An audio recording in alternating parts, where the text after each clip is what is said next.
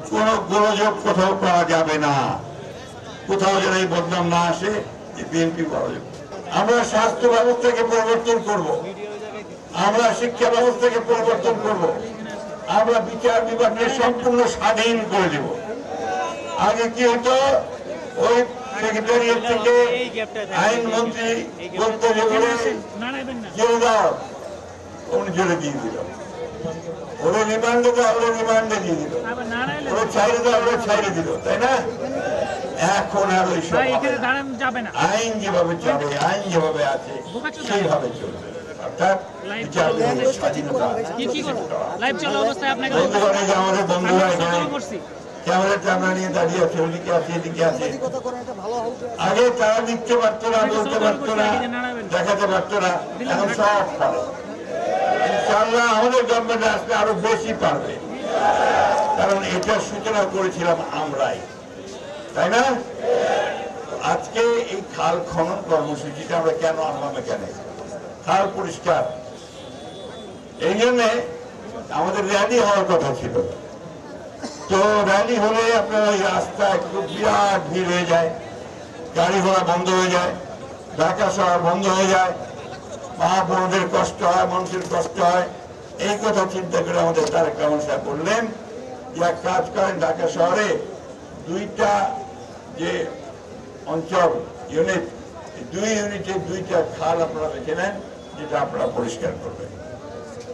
সেইভাবে আমরা আপনাদের নেতাদেরকে বলেছি, তারা সেইভাবে আজকে এখানে আপনাদের পরিষ্কার করার জন্য ব্যবস্থা নিয়েছেন। আমার একটা অনুরোধ আছে নেতাদের কাছে, আজকে 5 মিনিটের জন্য দেখিয়ে চলে গেলে হবে না।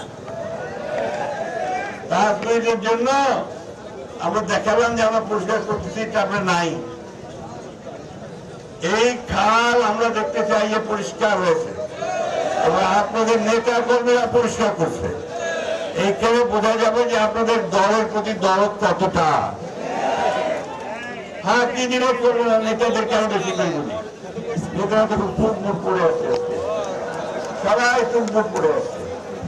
ফুটফুটে কি খাল পরিষ্কার করা যাবে? যাবে না। গাম বুট পরেন বা হাফ প্যান্ট পরেন, পরে সবার সঙ্গে লাগে, তাই না? মহিলা নেত্রীরা কেউ কেউ পার্লার থেকে আসছে, আমি দেখতে পাচ্ছি। এই প্রোগ্রাম হবে না, হাঁটতে হবে, জনগণের কাছে যেতে হবে, বাড়ি বাড়ি গিয়ে বিএনপির কথা বলতে হবে। জিয়াউর রহমান, খালেদা জিয়া, তারেক রহমানের কথা বলতে হবে, তাই না? আইসেন না, আইসেন না, আপনাকেও দেখতে চাই আমি হাঁটতেছি, বুঝছেন? আমি কি কথাগুলো ভুল বলছি ভাই? ছাত্র দল, যুব দল, স্বেচ্ছাসেবক দল, সবার আগে নেতৃত্ব নিতে হবে, তাদেরকে নেতৃত্ব নিতে হবে। আর একটা কথা আপনাদেরকে বলে রাখি, কোন গোলযোগ কোথাও পাওয়া যাবে না। বিশেষ করে নির্বাচনগুলো হচ্ছে ছাত্র সংগঠনের, ছাত্র বিশ্ববিদ্যালয়গুলো, সেখানে যেন আমরা কোনো গোলযোগ সৃষ্টি না করি, কোথাও যেন এই বদনাম না আসে যে বিএনপি গোলযোগ। আপনার বড় দল, আপনাদের দায়িত্ব অনেক, তাই না? ইতিমধ্যে তো দায়িত্ব এসেই পড়ছে আপনাদের কাছে। পাড়ায় মহল্লায় কোন গোলযোগ করে লোকজন আপনাদের কাছেই আসে না মিটমাট করে দেওয়ার জন্য। পুলিশ ভাইরা ওই পুরে থাকে, বলে আপনাদের ব্যাপার আপনারা বুঝেন। মনে নাই তো অপকর্ম করছে তো অনেক, তাই না? এখন অপকর্ম করতে দেওয়া যাবে না। আমরা পুলিশ ভাই সবাইকে আহ্বান জানাই, অতীতে যে খারাপ কাজ করছেন, এখন দয়া করে ভালো হয়ে যান, সেটা হয়ে যান, জনগণের সঙ্গে থাকেন, তাহলে আপনাদেরকে সবাই ভালোবাসে।